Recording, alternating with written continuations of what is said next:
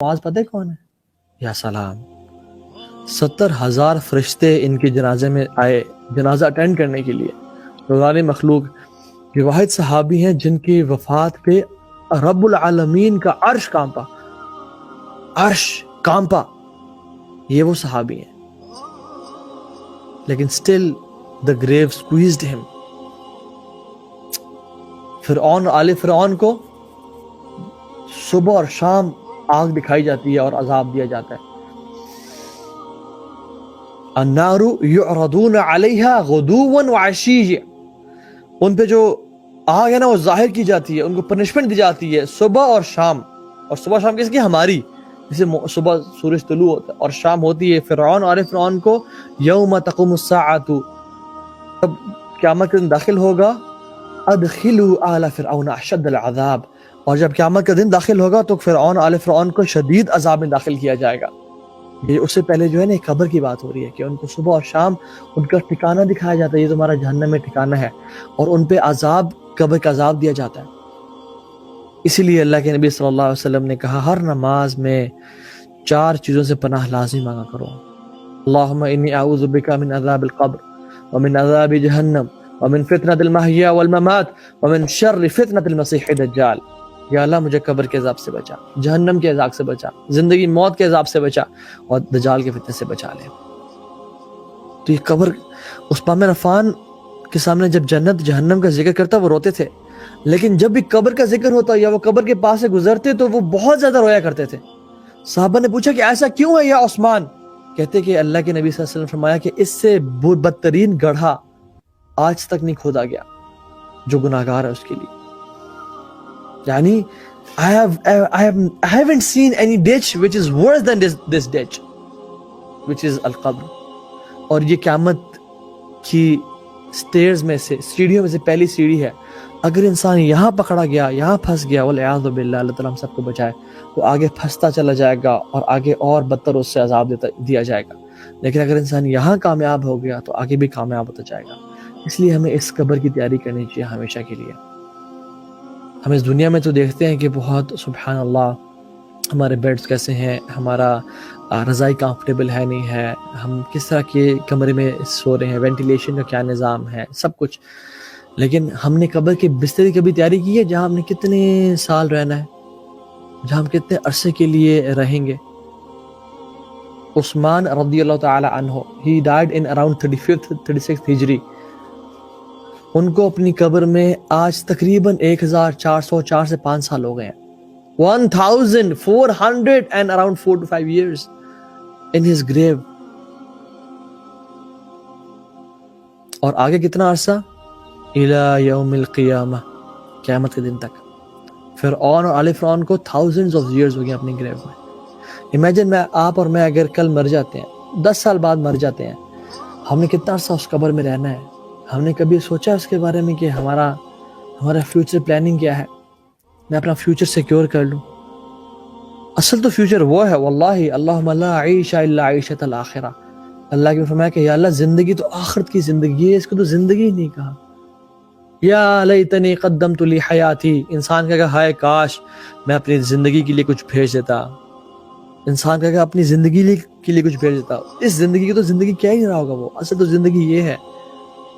لیکن میں اپنے دوستوں کو جانتا ہوں، میں لوگوں کو دیکھتا ہوں، کہتے ہیں یار I have to do future planning، and وہ ڈگریز پہ ڈگریز کر رہے ہیں اور انویسٹمنٹ کر رہے ہیں اور یہ کر رہے ہیں اور وہ کر رہے ہیں، اور لائف سیونگ انشورنس اور ہیلتھ انشورنس اور کیا انشورنس کیا نہ. اور سبحان اللہ they don't pray فجر and ظہر and عصر and مغرب and عشاء. یا سلام، what kind of future planning is this؟ کہ جب ہمیں قبر کا ہی پتہ نہ ہو. قیامت کے دن دور کی بات، حوض کوثر، پل صراط دور کی بات، قبر تو شاید کل رات ہم قبر میں ہوں، کیا پتہ پرسوں رات ہماری قبر میں ہو، ہمیں کس کو پتا. It is very near. people see as far as something far away. اللہ تعالیٰ قرآن میں کہتے ہیں انہم یرونہ بعیدا ونراہ قریبا، لوگ اس کو بہت دور دیکھتے ہیں، it is far away، ونراہ قریبا، ہم اس سے بڑے قریب دیکھتے ہیں. اللہ کا دیکھنا ٹھیک ہے، ہمارا دیکھنا ٹھیک ہے.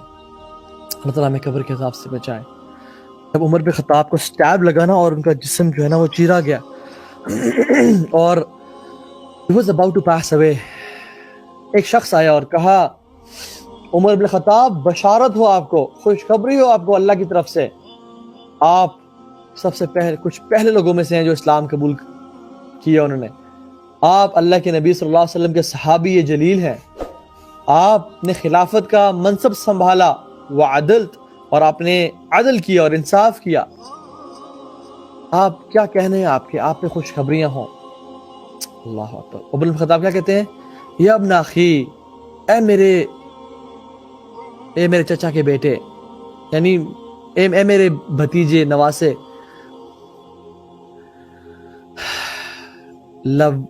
لوددت، مجھے محبت ہے، میں چاہتا ہوں انی ترکت کفافا، کہ مجھے بس برابر برابر چھوڑ دیا جائے، لا لیا ولا علیہ، نہ مجھ سے کوئی لینے والا ہو کچھ، نہ میں کسی کچھ دینے والا ہوں، نہ میرا کوئی گناہ ہو نہ میری کوئی نیکی ہو، بس مجھے برابر برابر چھوڑ دیا جائے اور مجھے بس گناہ عذاب سے بچا لیا جائے، نہ میں کسی کا قرض دار ہوں نہ مجھے کوئی کچھ دینے والا ہو، نہ میرے گناہ ہو نہ میری نیکی ہو۔ یہ کون کہہ رہا ہے؟ عمر بن خطاب رضی اللہ تعالیٰ عنہ۔ یہ ہمبل نسی، ہیوملٹی، اور ہمارا کیا حال ہے؟ تو انسان کو جب قبر میں ڈالا جاتا ہے نا تو اس پہ he can hear the footsteps of people leaving him. He can hear people leaving him.